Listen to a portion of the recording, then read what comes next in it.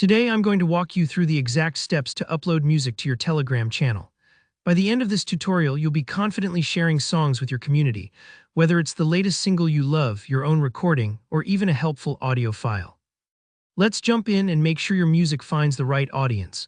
First things first, open up the Telegram app on your device. Make sure you're logged in, then head straight over to the channel where you want to post your music. If you manage several channels or groups, double-check you're in the right spot.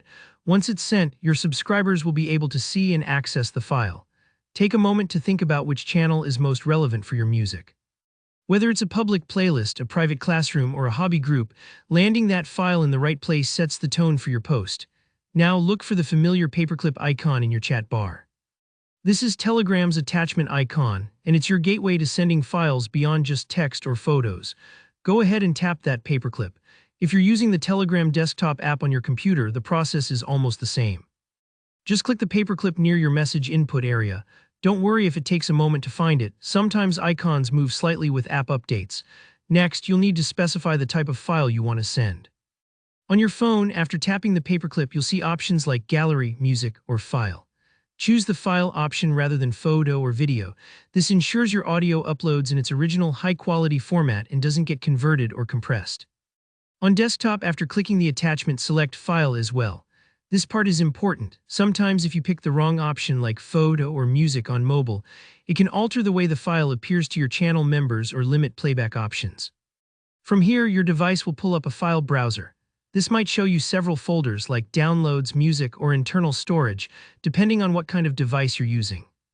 If you just downloaded a track, check your downloads folder. If you're uploading an older song, it might be under music.